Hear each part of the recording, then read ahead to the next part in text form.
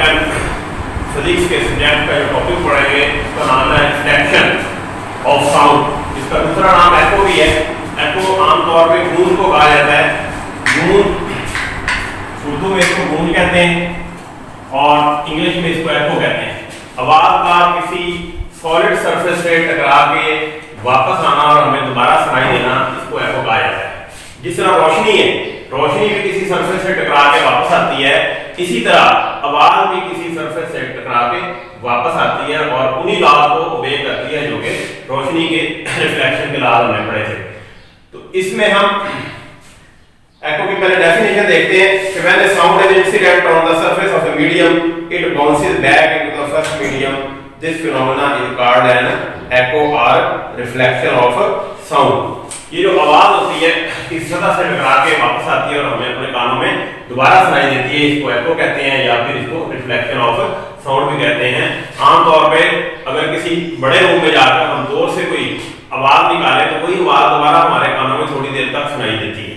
पहाड़ी इलाके में जाएं तो अगर हम जोर से क्लैपिंग करें तो वही क्लैपिंग की आवाज हमें पहाड़ों से टकराने के बाद दोबारा सुनाई देगी, जिसको हम एको कहते हैं।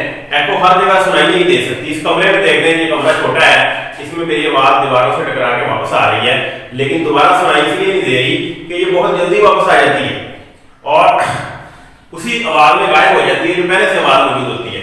अगर इसके लिए एक टाइम है 0.1 सेकंड, 0.1 सेकंड जो टाइम है ना, अगर इतने टाइम के बाद ये आवाज वापस आती है तो फिर हमें दोबारा सुनाई देगी। अगर इससे जल्दी वापस आ जाती है तो फिर वो हमें दोबारा सुनाई नहीं देती।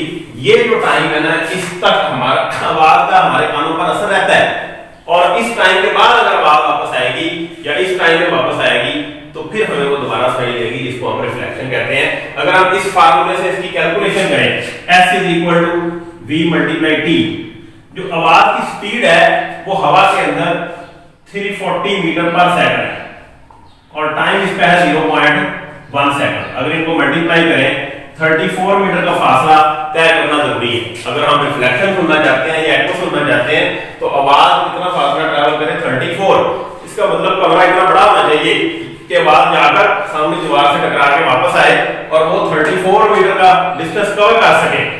इसके लिए अगर हम देखें जाने का फासला और आने का फासला दोनों मिलाकर 34 होते हैं, तो एक तरफ का जो फासला होगा वो 17 मीटर होगा। 17 मीटर जाने का और 17 मीटर आने का।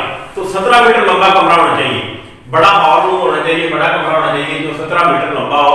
तो उससे आवाज टकरा के जब वापस आती है तो हमें फिर दोबारा इसकी रिफ्लेक्शन सुनाई देती है। आमतौर पर जो बड़े गुंबदनुमा कमरे होते हैं उसमें आवाज ज्यादा रिफ्लेक्शन हमें दिखाई देती है क्योंकि उसकी छत बहुत ऊंची होती है और आवाज टकरा कर उससे वापस आती है और वो 17 मीटर का फासला जाने में और 17 मीटर का फासला आने में तय कर सकती है। इस तरह हमें 34 मीटर ट्रैवलिंग जरूरी है जो कि एको या गूंज के लिए लाजमी है। इसके बाद इसके लिए हम सिंपल एक एक्टिविटी करते हैं। इस एक्टिविटी में ये दीवार है, इधर एक सख्त कोई बोर्ड लगा लें और टेबल रख लें, इसके नीचे एक पाइप लगाना है इसमें और यहाँ एक क्लॉक रखना है। क्लॉक की जो टिक टिक की आवाज है वो इस पाइप के जरिए, ये जो पाइप है इसके जरिए जाएगी और इस बोर्ड से टकराएगी। टकरा कर इस आवाज में वापस आना है। जो एंगल इसके जाने का है इसको हम आई एंगल कहते हैं, एंगल ऑफ इंसिडेंस।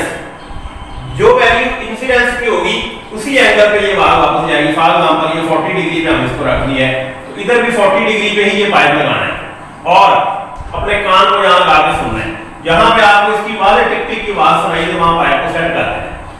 ये एंगल बनेगा एंगल ऑफ रिफ्लेक्शन, वापस आने का एंगल। ये दोनों की वैल्यू हमेशा बराबर होती है। I = इसके होता है R के। तो जहां पे आवाज क्लियर सुनाई देगी इससे आवाज जाकर टकराएगी और इधर आएगी। जो एंगल इसके जाने का बनना है वही एंगल इसके वापस आने का बनना है। तो ये सिंपल एक्टिविटी की मदद से हम इसकी रिफ्लेक्शन को वादे कर सकते हैं। रिफ्लेक्शन ऑफ साउंड के बाद हम पढ़ेंगे स्पीड ऑफ साउंड। अगर हम स्पीड ऑफ साउंड कैलकुलेट करना चाहते हैं तो वो किस तरह से हम करें।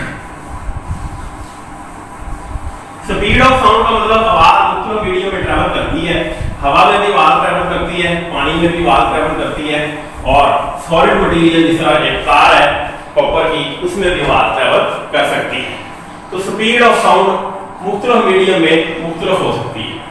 स्पीड ऑफ साउंड कैलकुलेट करने के लिए हमें मीडियम का पता होना चाहिए कि हम हवा में जब स्पीड कैलकुलेट कर रहे हैं तो उसकी और वैल्यू आएगी। और अगर हम पानी में कैलकुलेट कर रहे हैं तो उसकी और वैल्यू आएगी, अगर हम सॉलिड में कर रहे हैं तो उसकी और वैल्यू आएगी। हवा क्योंकि एक हल्का मीडियम है, इसमें मॉलिक्यूल जरा थोड़ा फासले पे होते हैं, हवा में जो स्पीड है वो सबसे कम है। एयर के अंदर आमतौर पे जो स्पीड होती है वो 340 अभी हमने पढ़ी, 340 मीटर पर सेकंड वी के एयर में, इन एयर। अगर हम देखें वाटर में, इन वाटर, अगर पानी को देखें तो पानी जो है ना हवा के मुकाबले में थोड़ा सा इसमें मॉलिक्यूल करीब आ जाता है, लिक्विड में फासला कम हो जाता है, तो यहाँ उसको गुजरने में ज्यादा आसानी है। तो यहाँ पानी की जो स्पीड है इससे काफी ज्यादा है, तो पानी के अंदर इसकी जो स्पीड है तकरीबन 1500 के करीब है, 1500 मीटर पर सेकंड इन वाटर। और अगर हम किसी सॉलिड में देखें, सॉलिड में तो उसमें इसकी स्पीड और भी ज्यादा है। सॉलिड मटेरियल जो होते हैं वो उसमें मॉलिक्यूल और ज्यादा करीब होते हैं, वहां बात को ट्रैवल करने के लिए बहुत आसानी है। और ये मुख्तलिफ सॉलिड्स होते हैं, आमतौर पे जो वुड है, लकड़ी में इसकी जो स्पीड है वो बन जाती है 2000 मीटर पर सेकंड लकड़ी। इसके अलावा और भी मटेरियल है हमारे पास जो कि निकल है या आयरन है, आयरन है लोहे की कोई चीज है, उसके अंदर तकरीबन 6000 मीटर पर सेकंड है। इसका अलावा और भी मटेरियल है जहां हवा में या फिर लिक्विड में या सॉलिड में जो साउंड है ये मुख्तलिफ स्पीड से ट्रैवल कर सकती है। अब इसके लिए हमें जरूरत किस चीज की है? ये फार्मूला हमने पढ़ा है, S = V × T। अगर हम V की वैल्यू निकालें तो S/T है, S फॉर डिस्टेंस है और T फॉर टाइम है। अगर हमें पता चले कि वाल का कितना फासला तय हुआ है, उस फासले के मुताबिक और कितने टाइम में वो वाल वहां पहुंची है, ये दोनों वैल्यू पुट करके हम ये कैलकुलेशन कर सकते हैं। इसके अलावा एक और फार्मूला भी है, V = F लैम्डा।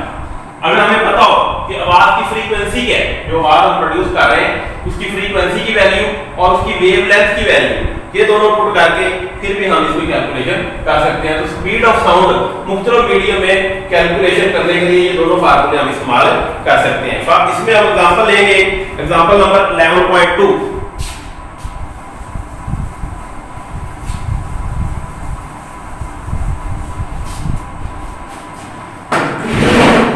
एग्जांपल 11.2, इसकी मैं स्टेटमेंट पढ़ता हूं। Calculate the frequency of sound, हमने जो चीज फाइंड करनी है वो F = question mark of the wave speed, जो वेव की स्पीड है उसको v लिखते हैं, ये 340 मीटर पर सेकंड है। एंड द वेवलेंथ हम लैम्डा लिखते हैं, ये लैम्डा की वैल्यू हमारे पास 0.5 मीटर। अब इन तीनों की मदद से जो फार्मूला बनता है वो v = F लैम्डा है। अगर हम F निकालना चाहते हैं तो v/, ये लैम्डा इसके नीचे है की वैल्यू पुट कर सकते हैं। v की वैल्यू हमारे पास क्या है 340 और लैम्डा की जो वैल्यू है वो है 0.5। इस तरह से हम इसको डिवाइड करेंगे और हमारे पास जो फाइनल आंसर आएगा वो 680 हर्ट्ज ये इसकी फ्रीक्वेंसी है। तो इस फार्मूले की मदद से हम फ्रीक्वेंसी कैलकुलेट कर सकते हैं। और दूसरा है echo method, speed of sound find करने का एक और दूसरा तरीका है echo method. Echo mean reflection की मदद से अगर हम स्पीड फाइंड कर सकते हैं, उसका जो किस तरह से हम इसको प्रोसीड करेंगे, speed of sound bye echo method. Echo method को इस्तेमाल करते हुए हम इसकी स्पीड फाइंड करेंगे। तो इसके लिए हमें ऐसी जगह पे ये एक्टिविटी की जा सकती है जहां पे हमारी जो आवाज है वो काफी दूर तक ट्रैवल करे और टकरा कर वापस आए। तकरीबन 50 मीटर का डिस्टेंस एक दीवार से आप रखें, बड़ी दीवार हो और उससे आप 50 मीटर दूर तकरीबन खड़े हो। इससे कम फासला भी हो सकता है, जो हमने पढ़ा था 17 मीटर से ज्यादा फासला होना चाहिए। अब हमने ये शो कर लेना है कि आपकी जो आवाज है वो दीवार से टकरा के वापस आती है, किसी और इर्द गिर्द की जगह से टकरा के वापस नहीं आती है। ऐसी जगह नहीं होनी चाहिए कि आवाज की रिफ्लेक्शन उस दीवार से भी हो रही है और किसी और जगह से भी हो रही है, तो कैलकुलेशन नहीं हो सकती। तो ऐसी जगह सेलेक्ट करें जहां एक बड़ी दीवार हो और वहां से ही रिफ्लेक्शन हो। तो सबसे पहले हमने क्लैपिंग करके चेक करना है कि आप जोर से क्लैप करें, वो दीवार से आवाज टकराएगी और टकराने के बाद दोबारा आपके कानों में सुनाई देगी। क्लियर करें कि वाज़ेह आपको सुनाई देगी। अब अगर आप एक्टिविटी स्टार्ट करेंगे तो सबसे पहले आपने एक स्टॉप वॉच लेनी है और स्टॉप वॉच को अपने हाथ में रखना है। जैसे ही हम पहली क्लैप करेंगे तो स्टॉप वॉच को ऑन कर दें, आवाज जाएगी टकरा के आपके कानों तक। आपने 10 क्लैप करनी है, 1 2 पहली क्लैप पे हमने टाइम को ऑन कर देना है और जब 10 क्लैप हो जाएगी और उसकी एको आपके कान में आ जाएगी फिर हमने स्टॉप को ऑन कर देना। फर्क किया और टाइम हमने कैलकुलेट करना है कि ये फॉर एग्जांपल वो जो टाइम है वो हमारे पास आ सकता है जो भी वैल्यू है। फॉर एग्जांपल हम कहते हैं वो 40 सेकंड आ गए। अब इस हमने 10 क्लैप क्योंकि की थी तो 40 को 10 पर क्या कर देना, डिवाइड कर देना। ये 4 सेकंड है जो कि क्लैप का जाकर वापस आना है। तो ये टाइम हमने कैलकुलेट करना है। जब टाइम कैलकुलेट हो जाएगा ये टाइम की वैल्यू 4 सेकंड के अलावा भी आ सकती है। ये तो मैंने एक एग्जांपल दी है कि आपने 10 क्लैप कर दिया, 20 क्लैप भी कर सकते हैं, आप 40 भी कर सकते हैं। जितनी क्लैप भी करेंगे उसी पे इसको डिवाइड करना है। जो भी आंसर आएगा वो टाइम की वैल्यू इस तरह से कैलकुलेट करनी है। फिर v की वैल्यू हमें पता है 340 मीटर पर सेकंड होती है। अब हमने s है फासला, आवाज का जो आने और जाने का फासला है वो हमने 100 मीटर लेना है। 4 मीटर जाने का और 4 मीटर आने का। इस तरह v s/t एक फार्मूला है, इसमें हम वैल्यू पुट करके ये हम कैलकुलेट कर सकते हैं। ये जो टाइम है ये हमने एको मेथड के जरिए निकालना है और क्लैपिंग की तादाद कितनी रखनी है, 10 रखनी है और जितना टाइम पे आएगा उसको 10 से डिवाइड करके ये टाइम आएगा। इस फार्मूले में वैल्यू पुट करेंगे और इस तरह से हम स्पीड ऑफ साउंड जो है वो एको मेथड से कैलकुलेट कर सकते हैं। इसी की एक और एग्जांपल है, एग्जांपल नंबर 2 है। पहले हमने एग्जांपल नंबर 1 की है। एग्जांपल 11.3 इसकी स्टेटमेंट है फ्लैश ऑफ लाइटनिंग जो आसमानी बिजली की चमक है is seen 1.5 second earlier.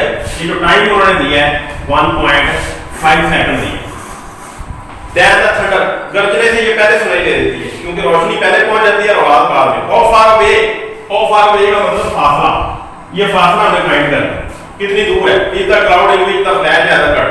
Speed जो उन्होंने दी है वो v दी है 332 मीटर पर सेकंड। ये तीन वैल्यू हमारे पास है। हमने ऐसे फाइंड करना है, तो इसका फार्मूला है s = v × t। v की वैल्यू 332 है मल्टीप्लाई 1.5। कैलकुलेटर से इनको मल्टीप्लाई करेंगे तकरीबन हमारे पास जो आंसर आएगा 498 मीटर पर। इस तरह से हम स्पीड ऑफ साउंड फाइंड कर सकते हैं। आज हमने जो टॉपिक में पढ़ा है वो रिफ्लेक्शन ऑफ साउंड के बारे में पढ़ा है और स्पीड ऑफ साउंड मुख्तलिफ तरीकों से हमने कैलकुलेट की है। अगले टॉपिक में इंशाल्लाह हम नॉइज पोल्यूशन और इंपॉर्टेंस ऑफ अकॉस्टिक पढ़ेंगे। Thank you very much.